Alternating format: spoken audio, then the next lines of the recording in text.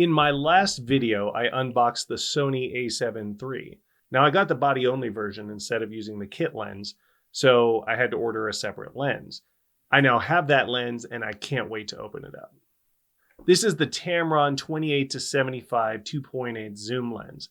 Now, budget was a consideration during this purchase, and so I was looking for not the best lens or not the best range of lenses, but the one lens that could do the most at a reasonable budget. And by all accounts, the Tamron 28-75 seems to be up to the job.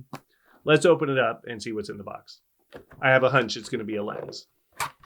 All right, here we go. Here's a little sneak peek for you. Nice and securely packaged in here. All right, so as anticipated, there's not much in there except a lens, although it does come with a lens hood, which is nice. And there's this kind of cool dot matrix Japanese sticker, which is kind of interesting. I don't know what all that means. It's probably just serial numbers and stuff. And here is the lens itself, which actually feels pretty great. It feels substantial. I'm used to prime lenses. That's what I used with my Canon before switching to Sony. So this feels very kind of long to me. I'm not used to zoom lenses, but that's just a bias of mine. It seems for a zoom lens very reasonable. Everything feels really great on it. I am excited to use this lens. And both the lens cover and the lens hood look to be pretty good quality. So I'm actually pretty happy with that.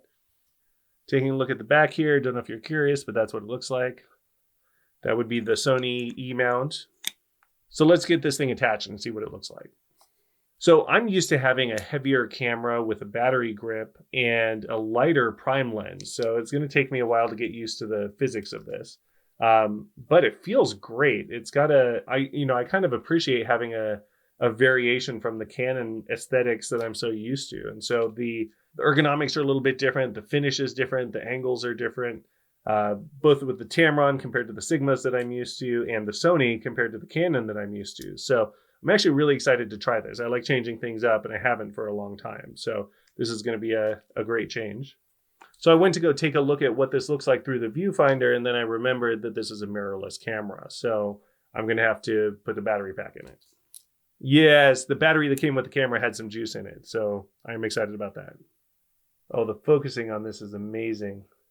I just haven't bought a new camera in the last like 8 or 9 years, so I'm just used to an older generation of cameras. This is fantastic. I feel like I'm in a spaceship.